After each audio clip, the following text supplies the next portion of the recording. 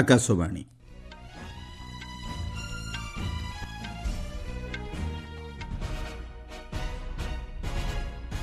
ସମ୍ବାଦ ପଢୁଛନ୍ତି ସତ୍ୟବ୍ରତ ବେହୁରା। ଛତିଶଗଡ଼କୁ ଖୁବ୍ ଶୀଘ୍ର ଉଗ୍ରବାଦରୁ ମୁକ୍ତି ମିଳିବ ଓ ରାଜ୍ୟ ଇତିହାସରେ ସୁବର୍ଣ୍ଣ ଅଧ୍ୟାୟ ସୃଷ୍ଟି ହେବ, କହିଲେ ରାଷ୍ଟ୍ରପତି। କର୍ଣ୍ଣାଟକ ଉପମୁଖ୍ୟମନ୍ତ୍ରୀଙ୍କ ମନ୍ତବ୍ୟକୁ ନେଇ ସଂସଦର ଉଭୟ ଗୃହରେ ହଟ୍ଟଗୋଳ। ଅପରାହ୍ନ 2ଟା ପର୍ଯ୍ୟନ୍ତ ଗୃହ ମୁଲତବୀ। ସଂରକ୍ଷଣ ପାଇଁ ସମ୍ବିଧାନ ପରିବର୍ତ୍ତନ ମନ୍ତବ୍ୟକୁ ନେଇ କଂଗ୍ରେସକୁ କଡ଼ା ସମାଲୋଚନା କରିଛି ବିଜେପି। ଯକ୍ଷ୍ମା ରୋଗର କାରଣ, ନିରାକରଣ ଓ ପ୍ରଭାବ ନେଇ ଆଜି ପାଳିତ ହେଉଛି ବିଶ୍ୱ ଯକ୍ଷ୍ମା ଦିବସ। ଏବଂ ଆଜି ଆଇପିଏଲ୍ରେ ମୁହାଁମୁହିଁ ହେବେ ଦିଲ୍ଲୀ କ୍ୟାପିଟାଲ୍ସ ଓ ଲକ୍ଷ୍ନୌ ସୁପର ଜାୟାଣ୍ଟସ୍। ଛତିଶଗଡ଼ର ଜନସାଧାରଣଙ୍କୁ ସମାଜର ମୁଖ୍ୟଧାରାରେ ସାମିଲ କରିବା ନିମନ୍ତେ ନକ୍ସଲବାଦ ଶେଷ କରିବାର ଅନ୍ତିମ ପର୍ଯ୍ୟାୟରେ ଉପନୀତ ହୋଇଥିବା ରାଷ୍ଟ୍ରପତି ଦ୍ରୌପଦୀ ମୁର୍ମୁ କହିଛନ୍ତି। ଆଜି ଛତିଶଗଡ଼ ବିଧାନସଭାର ରୌପ୍ୟ ଜୟନ୍ତୀ ଅବସରରେ ରାୟପୁରରେ ଉଦ୍ବୋଧନ ଦେଇ ଶ୍ରୀମତୀ ମୁର୍ମୁ କହିଛନ୍ତି, ଛତିଶଗଡ଼ର ନକ୍ସଲ ପ୍ରଭାବିତ ଅଞ୍ଚଳର ଲୋକମାନେ ବିକାଶ ଧାରାରେ ସାମିଲ ହେବାକୁ ଆଗେଇ ଆସିଛନ୍ତି। ଛତିଶଗଡ଼କୁ ଖୁବ୍ ଶୀଘ୍ର ଉଗ୍ରବାଦରୁ ମୁକ୍ତି ମିଳିବ ଏବଂ ରାଜ୍ୟ ଇତିହାସରେ ସୁବର୍ଣ୍ଣ ଅଧ୍ୟାୟ ସୃଷ୍ଟି ହେବ ବୋଲି ରାଷ୍ଟ୍ରପତି ଶ୍ରୀମତୀ ମୁର୍ମୁ କହିଛନ୍ତି।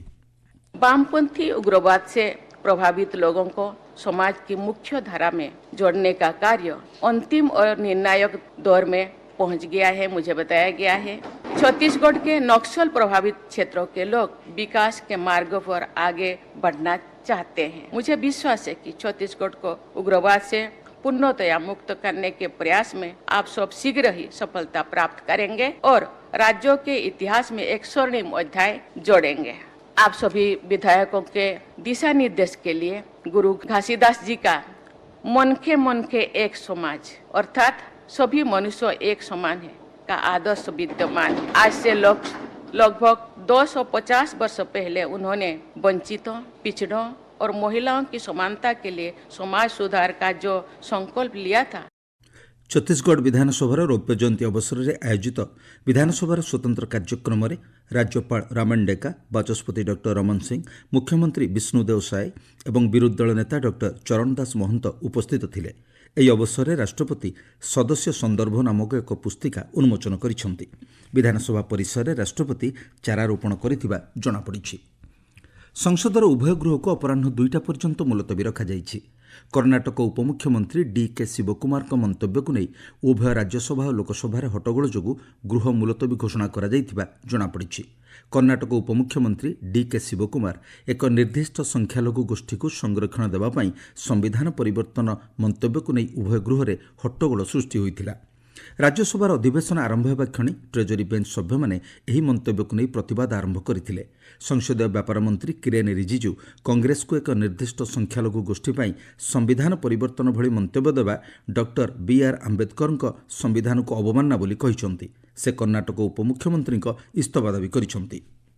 बाबा साहब अम्बेडकर ने जो संविधान बनाया उसमें कहा गया है कि धर्म को लेकर के कोई रिजर्वेशन का जगह नहीं होना चाहिए। आज कांग्रेस का एक संवैधानिक पद पर बैठ करके कहता है कि धर्म से रिजर्वेशन का तय होगा और संविधान को बदला जाएगा। ये बहुत ही गंभीर मुद्दा है। ରାଜ୍ୟସଭାରେ ବିଜେପି ସଦସ୍ୟ ଜେପି ନଡ୍ଡା କଂଗ୍ରେସକୁ ସମ୍ବିଧାନର ସମ୍ମାନହାନି କରୁଥିବା ନେଇ ସମାଲୋଚନା କରିଛନ୍ତି।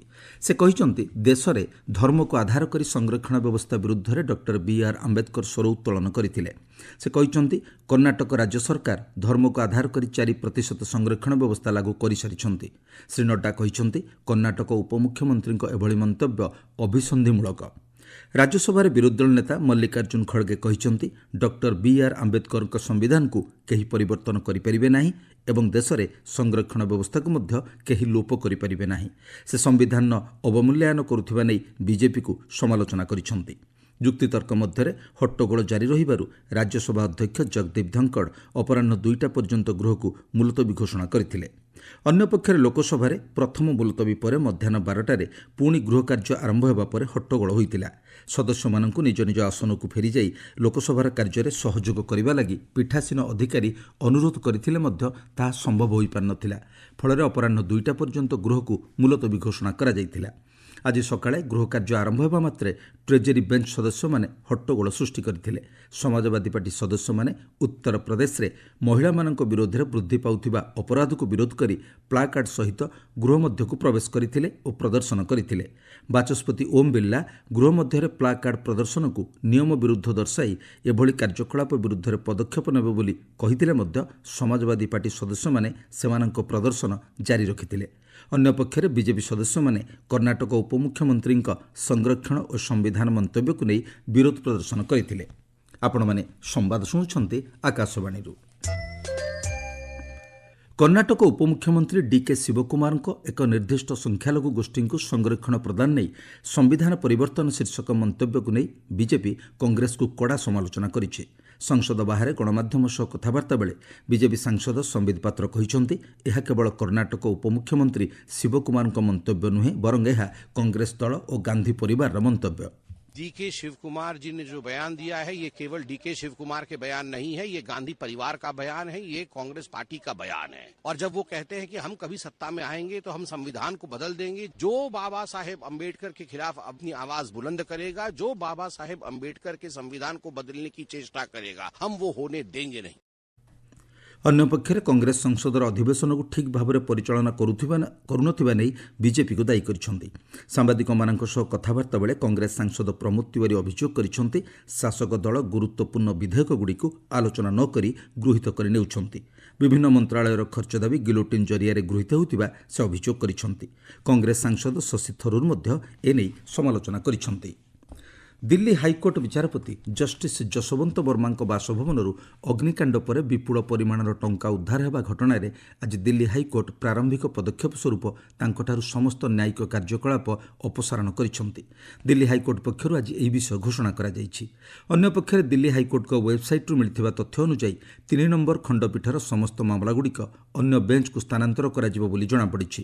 ଦିଲ୍ଲୀ ହାଇକୋର୍ଟର 3 ନମ୍ବର ଖଣ୍ଡପୀଠରେ ଜଷ୍ଟିସ୍ ବର୍ମା ଅଧ୍ୟକ୍ଷତା କରୁଥିଲେ।